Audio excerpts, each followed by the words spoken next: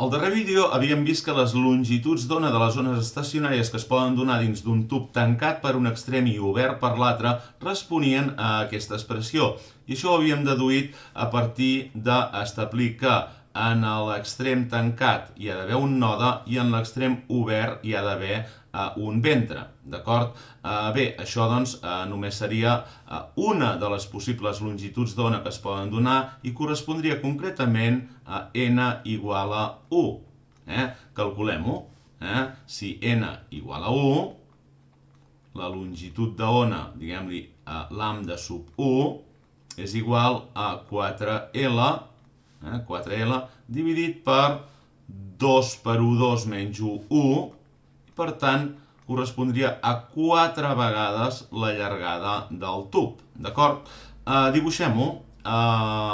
Fixeu-vos, això és la llargada del tub, això serien doncs, aproximadament dues llargades del tub, 3 llargades del tub, poso això per guiar-me una mica, amb la qual cosa la longitud d'ona sencera seria una cosa així. Val? Fixeu-vos que em surt de la pissarra, no m'hi cap, però suposo que s'entén.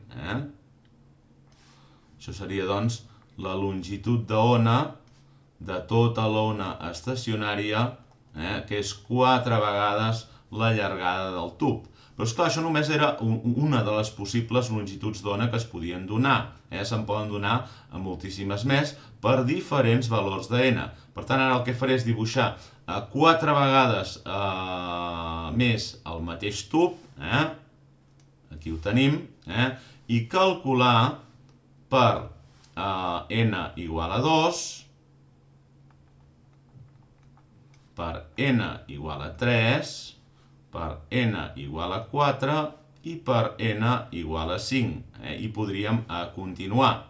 Les ones estacionàries que es generaran en els altres casos tindran aquests aspectes. Fixeu-vos que en tots els casos, en l'extrem tancat tenim un node, com aquí, i en l'extrem obert tenim un ventre. Bé, fem els càlculs. A veure, el que faré és esborrar això, que em molesta. Mireu, copiem això per n igual a 1. La longitud d'ona de l'ona estacionària, que la direm lambda sub 1, és igual a 4 vegades la longitud del tub, com ja hem vist. Per n igual a 2, la longitud d'ona lambda sub 2 seria igual, fixeu-vos, a 4L dividit per 2 per 2 menys 1, 4 menys 1, 4 menys 1, 3, per tant seria igual a 4L partit per 3, per tant igual a 4 terços de la llargada del tub, d'acord? Fixeu-vos bé que en aquest cas el que tenim és 2 nodes i 2 ventres, aquest i aquest. Fixeu, això és 1 terç de tub, 2 terços de tub, 3 terços de tub, o sigui, el tub sencer, i la longitud d'ona sencera doncs ens aniria fins aquí. D'acord? Bé, per n igual a 3, lambda sub 3, la longitud d'ona, seria 4L dividit per 2 per 3 menys 1, 6 menys 1, 5, seria 4 cinquens de la llargada del tub. D'acord? Aquí en aquest cas veiem que tenim 3 nodes i 3 ventres. Per n igual a 4, lambda sub 4 és igual a 4L partit per 2 per 4 menys 1, 2 per 4, 8, menys 1, 7. Això seria igual, per tant, a 4 setens de la longitud del tub, I per n igual a 5, que seria aquest darrer cas, tindríem que aquí m'he deixat el subíndex, lambda sub 4, lambda sub 5 és igual a 4L partit per 2 per 5 menys 1, 2 per 5, 10 menys 1, 9, per tant 4 novens de la longitud. Fixeu-vos que aquí tindríem una longitud d'ona sencera, dues, aquí tindríem una longitud d'ona sencera, i aquí tindríem una longitud d'ona sencera. Ara, recordem també que la velocitat de propagació és igual a la longitud d'ona per la freqüència. Per tant, si volem calcular a quines freqüències corresponen aquestes longituds d'ona que hem calculat, el que farem és aïllar la freqüència i veiem que la freqüència és igual a la velocitat de propagació de l'ona partit per la longitud d'ona.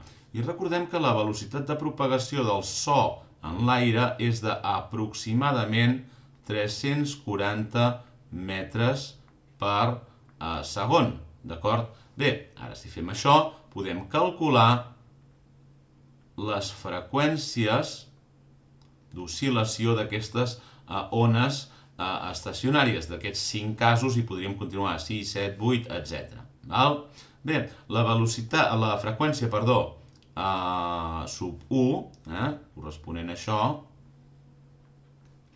freqüència sub 1 seria igual, doncs, a la velocitat de propagació partit per la longitud d'ona sub 1, però la longitud d'ona sub 1 és 4L, per tant, partit per 4L. I ja tenim la freqüència a la qual oscil·laria aquesta ona estacionària. La primera freqüència s'anomena la freqüència fonamental,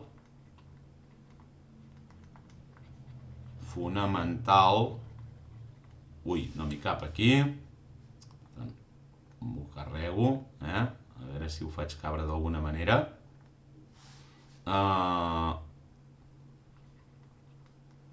Freqüència fonamental, o bé també s'anomena primer harmònic. La freqüència per n igual a 2 serà f sub 2, és igual a la velocitat de propagació partit per lambda sub 2, igual a velocitat de propagació partit per 4/3 de L.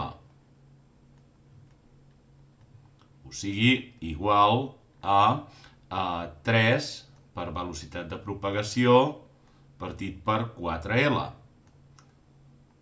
Adonem-nos que aquesta freqüència és el triple de la freqüència fonamental. Per tant, ens correspon al tercer harmònic.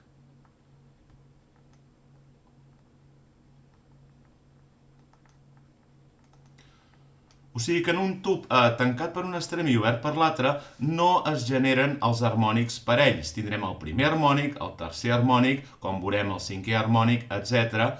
Per tant, els harmònics parells no es generen i només es generen els harmònics imparells. Vegem-ho per n igual a 3. La freqüència sub 3 és igual a la velocitat de propagació partit per lambda sub 3, és igual a velocitat de propagació partit per 4/5 de L i per tant és 5 vegades la velocitat de propagació partit per 4L. O sigui que és el cinquè harmònic. Cinquè harmònic. Per n igual a 4 tindrem una freqüència de velocitat de propagació partit per lambda sub 4 és igual a velocitat de propagació partit per 4/7 de L, o sigui 7 vegades la freqüència fonamental i per tant aquí en aquest cas tindrem el setè harmònic. Setè harmònic. I ja per acabar, la freqüència quan n és igual a 5,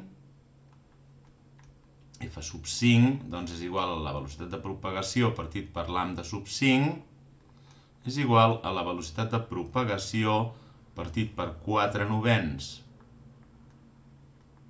de L, o sigui, 9 vegades la velocitat de propagació partit per 4L, o sigui, el novè harmònic. I fixeu-vos en la diferència entre un tub obert per un extrem i tancat per l'altre i el cas de la corda. En la corda es podien generar tots els harmònics, parells i imparells. Com veurem més endavant, en un tub obert pels dos extrems, doncs també. Però en aquest cas d'aquest tub que està tancat per un costat i obert per l'altre, només es poden generar els harmònics imparells.